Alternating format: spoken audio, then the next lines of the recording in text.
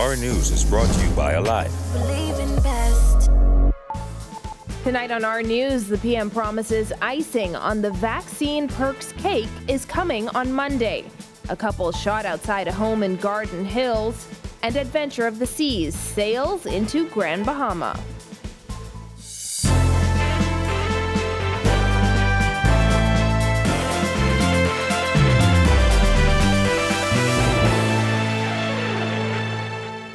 Welcome to Our News, and thanks for joining us. I'm Christina Dragovich. Topping news tonight, police have confirmed that former Cabinet Minister Vincent Pete was in their custody today.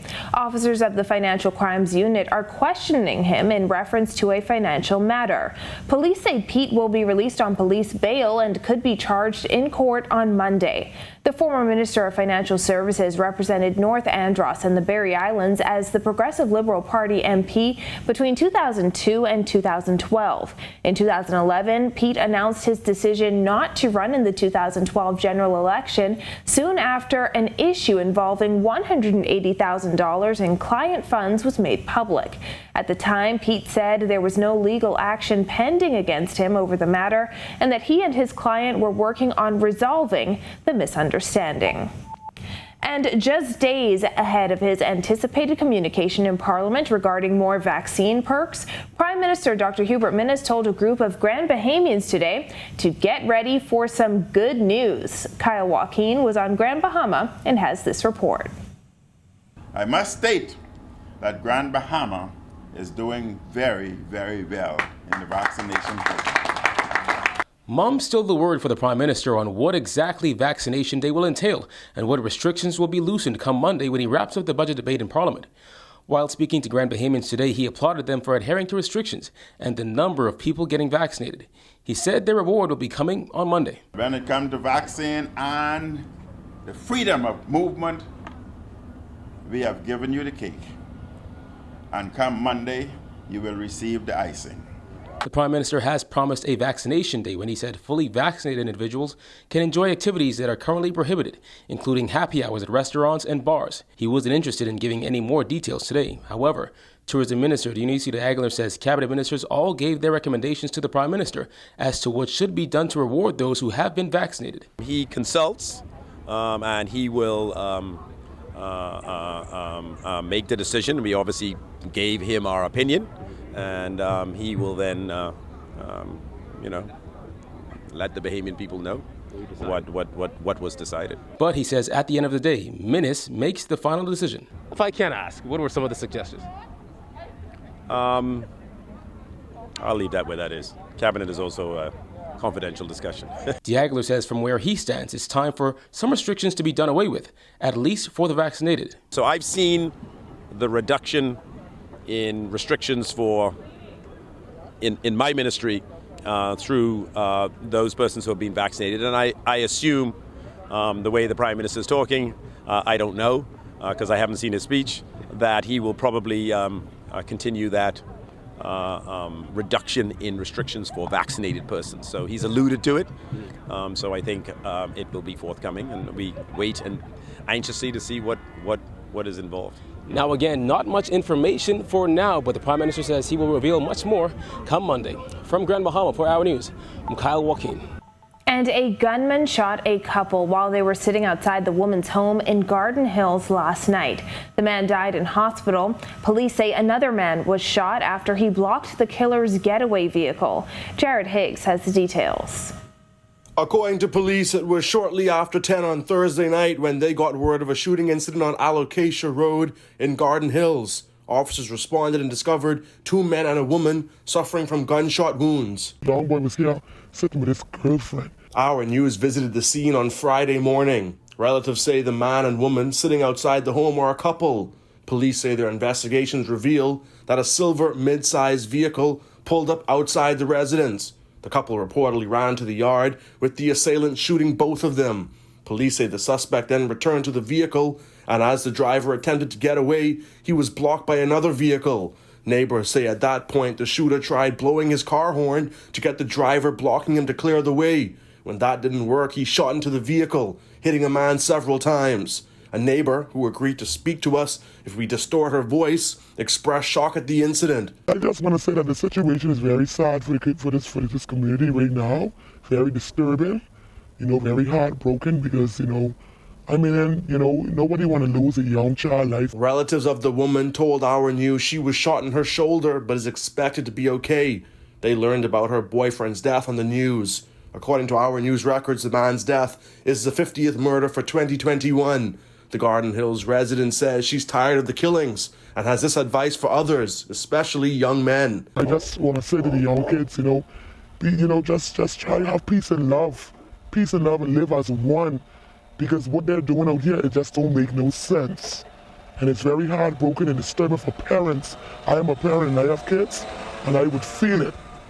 I would really feel bad to know that I have to wake up this morning here and my son dead over just, the petty, it's just everything taking life over petty stuff. Reporting for Our News, I'm Jared Higgs. And officials on Grand Bahama hailing the homeporting inauguration of Adventure of the Seas as a sign that the island's economic rebound is coming back. The cruise ship sailed into Freeport Harbor, bringing hundreds of passengers. Kyle Joaquin was there. First ship to return since the start of the pandemic more than a year ago. Adventure of the Seas docked in Freeport Harbor, bringing just over 1,000 passengers. Well, we haven't cruised in a while. We really missed it, and we were just glad to get on the first thing going. So happy to be on a cruise after a year and a half. You big cruisers? I'm Yes. big cruisers. We're diehards. These two friends are avid cruisers and chose to make Royal Caribbean's Adventure of the Seas their first choice after being stuck at home for a year. And they weren't alone, as 1,000 others joined them. It feels a bit surreal, but it feels safe, which I think is the most important part. A lot of protocols that are enforced. Hand sanitizer every 6 feet, which is great. But it's awesome to be back. We're really excited to finally be back traveling and getting to see the world again. This is the first time a major cruise line homeported in the Bahamas, with this ship in particular having passengers board in Nassau, make its way through the Caribbean and have its last stop in Grand Bahama. RCL's VP of Government Relations for the Americas, Russell Benford, says this homeporting move will bring 1.5 million cruise passengers annually, and RCL's investment will be in the hundreds of millions. These projects also include employment opportunities for hundreds of Bahamians. And once these projects are complete, they will generate thousands of jobs for people right here in Grand Bahama. Prime Minister Dr. Hubert Minnis and Tourism Minister Dionisio de Aguilar both hailing today as a major step in tourism's rebound. 13,000 Royal Caribbean cruise visitors who will come ashore in Grand Bahama over the next 3 months will each spend on various items. And that spend, coupled with other Royal Caribbean expenditure for goods and services in Grand Bahama, will amount to an energetic shot in the arm to the rebounding economy here in Grand Bahama. More tourists means more jobs. More jobs means more income. And more income means an improvement in our quality of life. From Grand Bahama for Our News, I'm Kyle Joaquin. A former employee of First Caribbean International Bank was arraigned on a long list of stealing and money laundering charges today. Bethany McDermott has the details.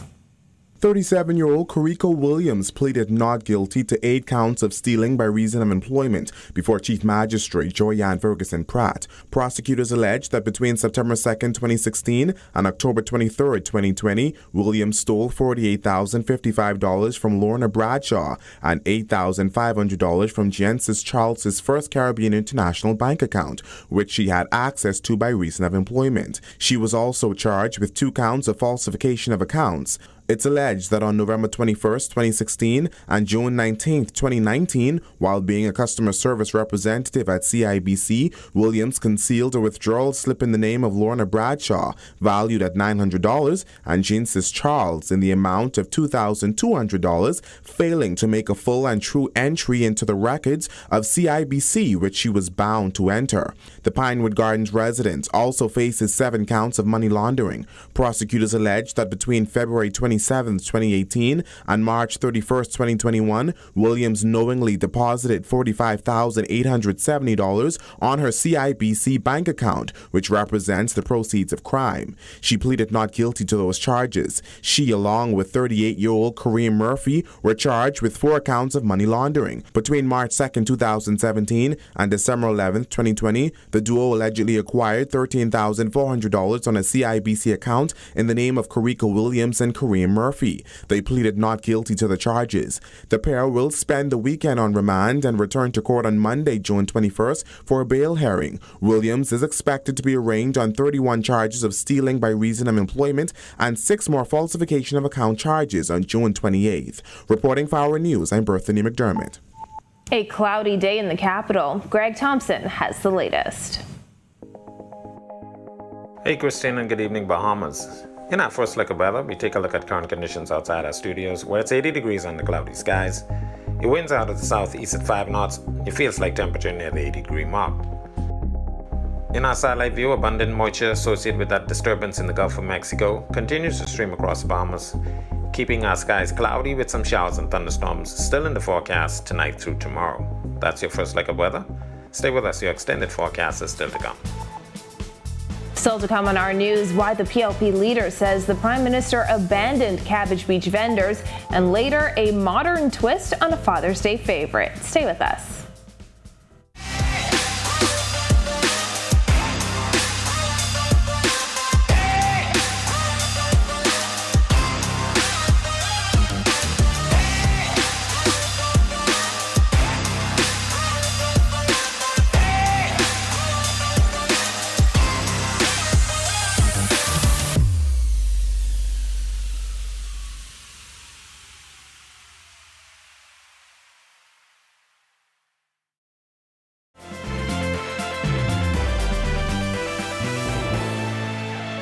House Speaker Halson Moultrie, who represented Cabbage Beach vendors following a demonstration in 2016, and opposition leader Philip Davis calling for the Minnis administration to step in after vendors were blocked from the beach on Wednesday. Jasmine Brown reports.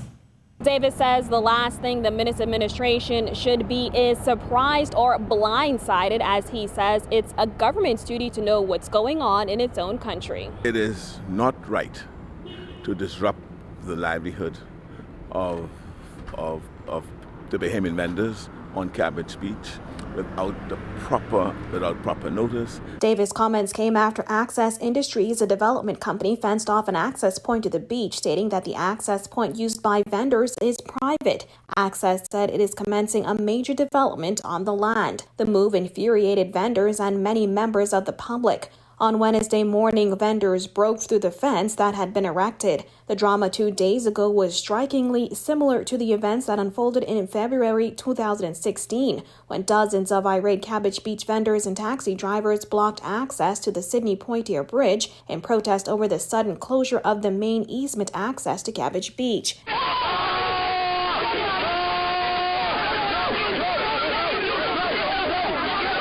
During the 2016 protest, then legal advisor to Cabbage Beach Business Owners Association Halson Moultrie called that event unheard of.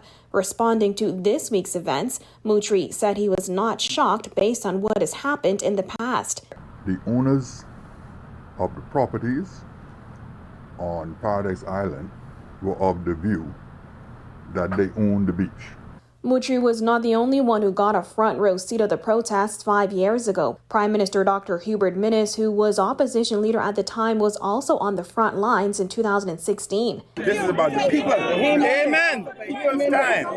And we want our beach back. People must understand, and the people have understood today, that once we stand together, we will not allow Perry Christie and his government to walk over us. Davis and Moultrie, who is now an independent member of Parliament, says the Prime Minister should take action on the matter. The Prime Minister himself was engaged with the vendors, right, to preserve their accustomed way of living, right, and he abandoned them now that he's in office, and so whatever he was doing at that time obviously was for political gain, no more. But I believe the Prime Minister may have to make an intervention based on the response of the investors to the appeal of the Minister of Tourism. Minister of Tourism Dionisio de Aguilar said on Wednesday he reached out to the developers, adding they need to reconsider the move to block off the access point. Reporting for our News, I'm Jasmine Brown. Well, if you're planning to travel either domestically or internationally this summer, things may look a little different at Lynden Pindling International Airport. Nassau Airport Development Company Director of Operations Jonathan Hanna says the airport has made some changes to make travel a little smoother. For some people it has been a while, and there's so many different measures depending on where you're going. LPIA is now seeing arrivals and departures taking off. But Hannah says there are a few things travelers should keep in mind. If your plans are flexible, we would recommend traveling on a Tuesday or Wednesday. Again, it's just a little bit off-peak. Historically, ticket prices are a lot cheaper on those days as well.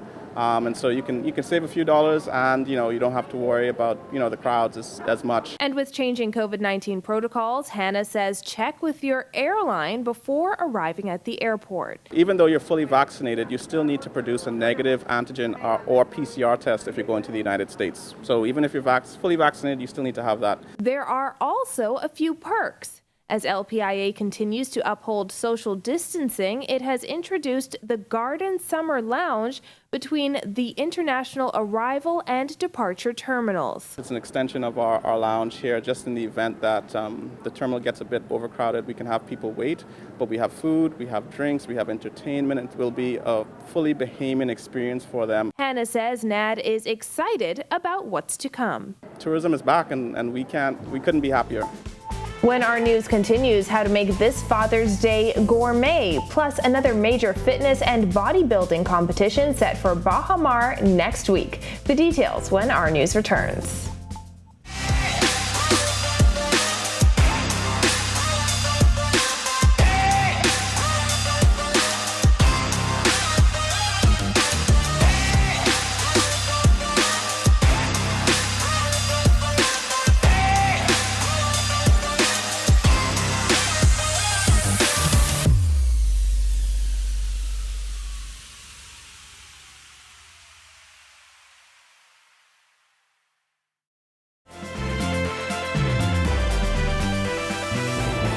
This is our news. Welcome back.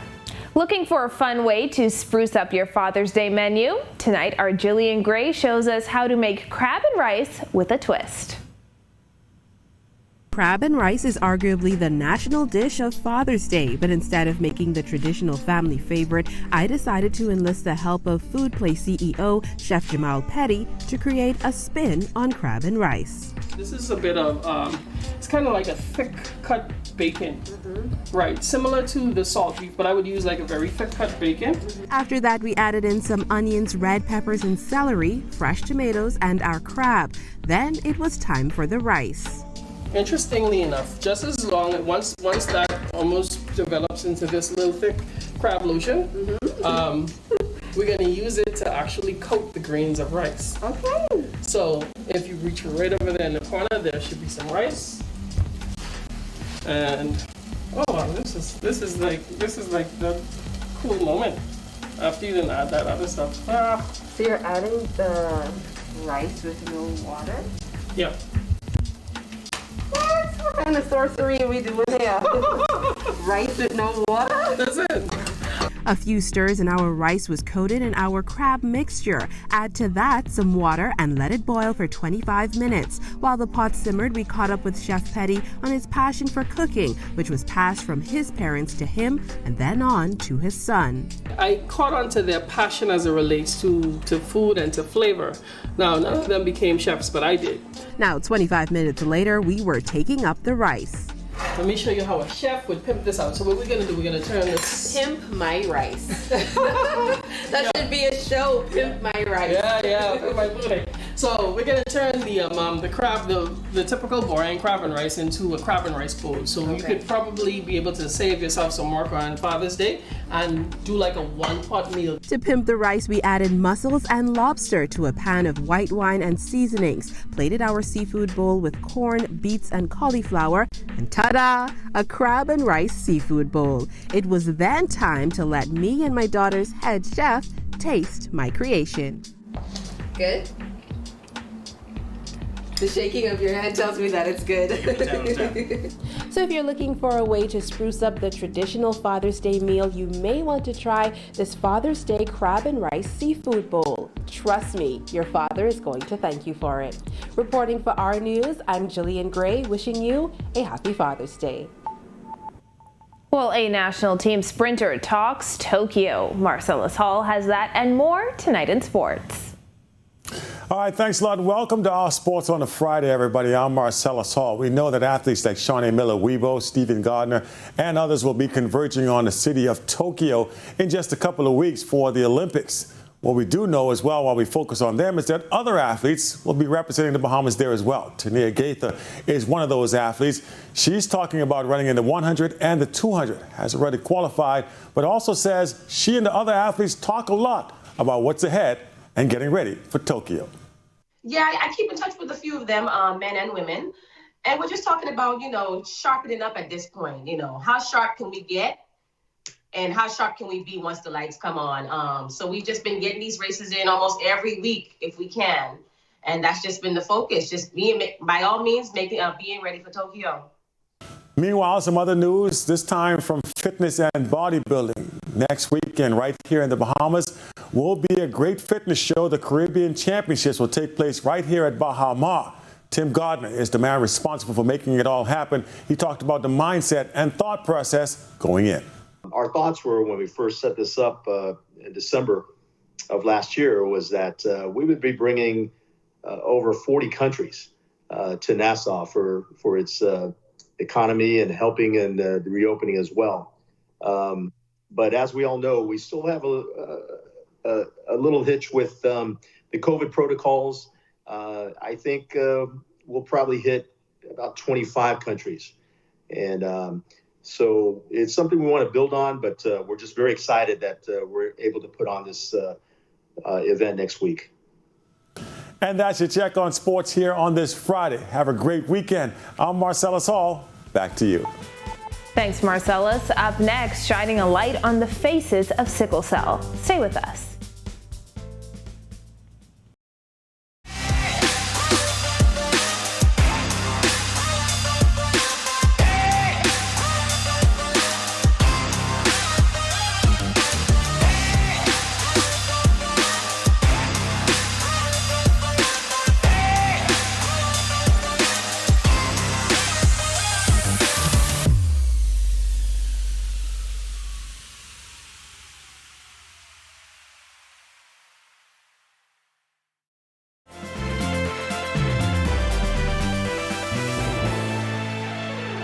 Welcome back to our news. What's the weekend weather outlook? Greg is back with the details. Thanks again, Christina, and welcome back for our second look at weather. In our satellite view, that developing tropical system west of us, anticipated to be our next named tropical storm, Claudette, continues to pump a lot of moisture across the Bahamas with showers and thunderstorms concentrated mainly across the northwest Bahamas. As that system lifts towards the north, we expect to see a gradual improvement in our weather pattern across the area as a ridge of high pressure out of the Atlantic and a layer of Saharan dust moves into our area into the weekend. Your boating forecast for the northwest Bahamas: winds will be east to southeast at 10 to 15 knots, seas running 2 to 4 feet over the ocean, while in the central and southeast Bahamas, east to southeast winds at 15 to 20 knots, with seas running 4 to 7 feet over the ocean, so a caution flag remains in place for you guys down there. Here's a look now at your national forecast.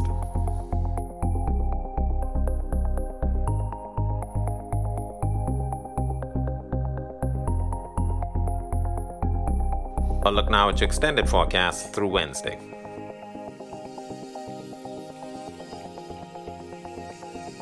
That's a look at our weather. Make it a great night and a safe weekend, everybody. Back to you, Christina. Thanks, Greg. Well, the Bahamas Sickle Cell Association has launched its Faces of Sickle Cell Warriors campaign just in time for World Sickle Cell Day tomorrow. President of the Bahamas Sickle Cell Association, Kayla Smith-Mortimer, explains the significance of the campaign. They are now willing to tell their stories, to be seen. And that's where I wanted to get the warriors, for them not to be afraid to share their stories because they did nothing wrong. They were born with this disease, and They needed to tell their stories because they're such amazing people. Smith says it's important to shed light on the disorder.